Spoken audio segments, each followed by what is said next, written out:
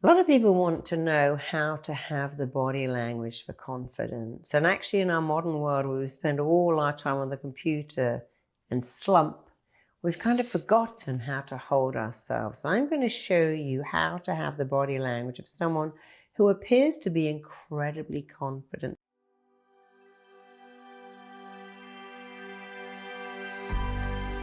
The first thing is they speak slowly.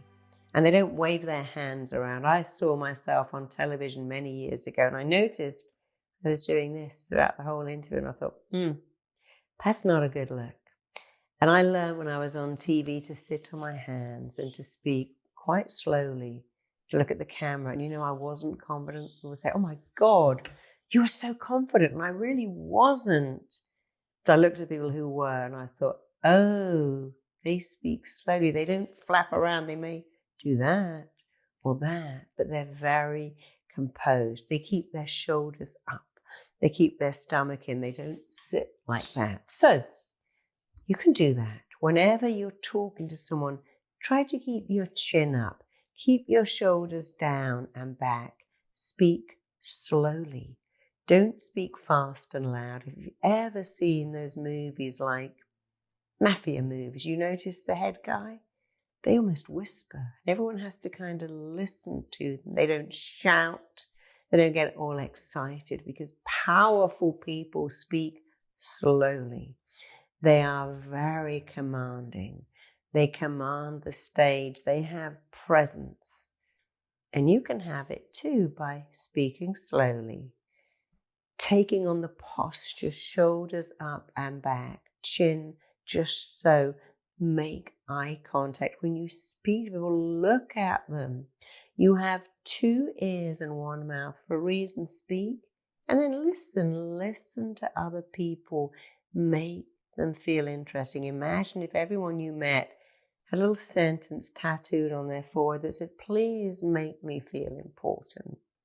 So when you meet people, it isn't about you saying, yeah, here I am, and this is what I do, and I'm this, and blah, blah, blah, blah, blah. What do? Tell me about you. Act as if you're interested. I do book signings. People say, oh my God, you're so nice. You're so available. I make a point of making everyone feel interesting, smiling at everyone, signing their name, saying, who will you tell me? They're buying my book. I owe them that at least. I don't go, oh, another one, scribble, scribble, scribble. There you are. I engage with people. I make them feel important. I don't ask them to make me feel important. So body language, posture. Don't do all this wringing your hands, fiddling with a little hangnail, playing with your jewelry, fluffing your hair, doing that, because you're saying, I'm nervous. Strength is shown in stillness. The more still you are, the more strong and powerful you appear. Speak slowly. Try to be still in your movements. Try not to wave around and help yourself by believing in yourself. There are so many things you can do that give you the posture of someone who believes in themselves. Walk with confidence. Talk with confidence.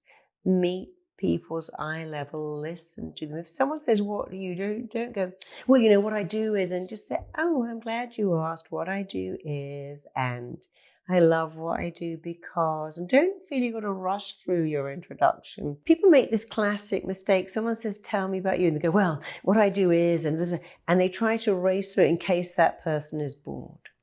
Don't do that. Say, well, what I do is, and the reason I do it, and why I love it so much.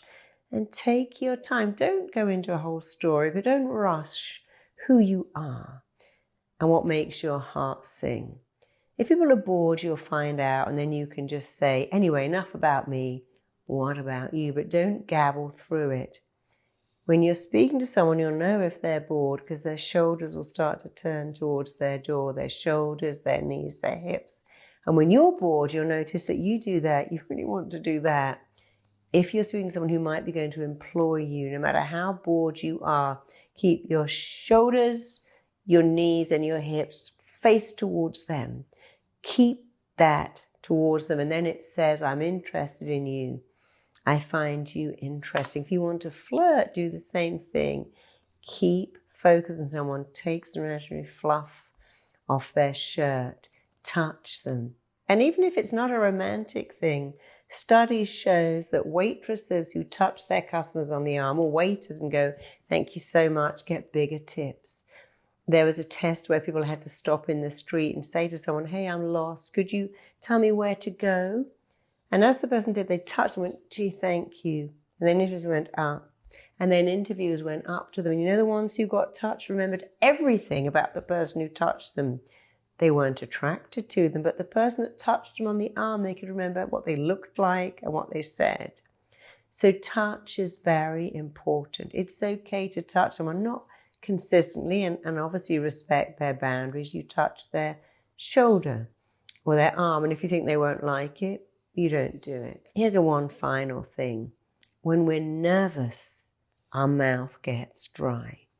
We've all seen people licking their lips because they are nervous. You may notice that court lawyers drink water all the time. People giving evidence drink water. When you are nervous, your mouth gets dry and you lick your lips. When you're nervous, you tend to have your shoulders up around your ears. If you're nervous, push your shoulders down, all the way down, and then fill up your mouth with saliva. Pump it round your mouth. I know it sounds disgusting, but who knows you're doing it? You didn't know I just did that. If you can make your mouth wet, you send a message to your mind that says, "I'm really relaxed." Guess what? You do that every time you kiss. When you kiss, your mouth gets wet and your brain goes, wet mouth equals being relaxed. Doesn't matter which way it comes. So fill up your mouth with saliva, swirl it around, and your brain will think, wet mouth means you're relaxed. If you're nervous, do that. Drink water, swirl it around. I promise you, it sends a message to your mind that says you are relaxed. Keep your shoulders down. It says you are relaxed. Keep your chin up, shoulders back, posture good, and it says you are confident. So you can trick your mind into believing you're confident and you're relaxed by the way you hold yourself, by the way you walk, by the way you talk, by the volume of your voice, by the speed of your voice, by your hand movements, by eye contact.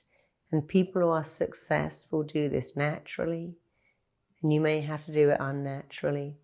Who cares? If you do it, you know what happens? It starts being who you are and what you do. And then it is who you are. So it starts by being what you do, and then it becomes who you are. You'll find that if you keep pushing your shoulders down, filling up your mouth with saliva, holding yourself straight, making eye contact, that eventually you do it on autopilot. That's a wonderful thing. It's a great thing. It's yours for the taking. Go to marisapeer.com and find out more about how to do this until it stops being what you do and becomes who you are. Thanks for tuning in.